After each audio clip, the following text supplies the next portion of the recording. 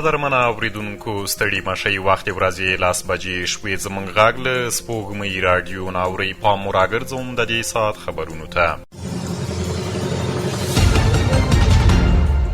په کابل کې د ایران سرفراز سفیر علي رضا بیګدلي ویلي چې د افغانستان او ایران ترمنځ سوداګریز بهیر پرته له کوم ځنډه روان دی. نوموړي پر خپل ایکس پاڼه لیکلي چې د ایران حکومت په سرحدونو کې د وارداتو او صادراتو لپاره ځانګړې اسانتیاوې په پام کې نیولي او د دواړو هیوادونو ترمنځ همکاري په تېرو 48 کلونو کې د کومې جګړې یا بهرنۍ مداخلې له امله نه ده اغېزمنه شوې.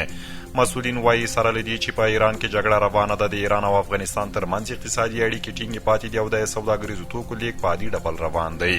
دوی زیاتوي چې د هرات اسلام کلا په فراه کې د 8 میل بندر او په نیمروز کې د ورېښمو پل لارې فعالې دي او له ایران سره صادرات او واردات د مخکې په څیر پرمخ ځي.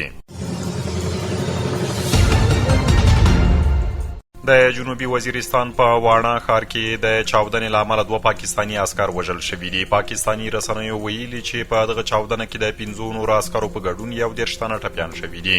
په راپور کې ویل شوي چې چاودېدونکي توکي د ګڼې ګوڼې په سیمه کې د یو سوپر مارکیټ دروازې ته نږدې ځای پر ځای شوي وو. تېره ورځ هم د شمالي وزیرستان په مرکز میرانشاه کې د پاکستاني پوځیانو پوستې ته نږدې چاودنه شوې وه.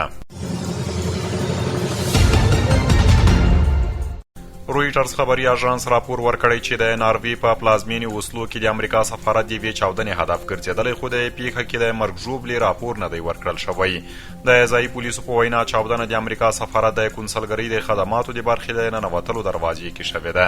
تر اوسه په اوسلو کې د امریکا سفارت او د دې هیواد د بهرنیو چارو وزارت د پیښې په اړه رسمي څرګندونې نه دي کړي. همداراز د دې چاودنې مسؤلیت هم تر اوسه کومې ډلې نه دی منلی. او د امریکا ولسمشر ډونالډ ټرمپ د هغو امریکایي سرتیرو د جسدونو د ترلاسه کولو په مراسمو کې ګډون کړی چې د ایران د بي پیلوټ الوتکو په برید کې وژل شوي دي. د راپورونو له مخې دا لومړني 6 تنه امریکایي سرتیري دي چې د ایران پر وړاندې د امریکا او اسرائیلو د جګړې په لړ کې خپل ژوند له لاسه ورکوي. د متحده ایالاتونو د پوځ عمومي لوی درستیز ډنکن د وژل شوو سرتیرو له کورنیو سره خواخوږي څرګنده کړې ده.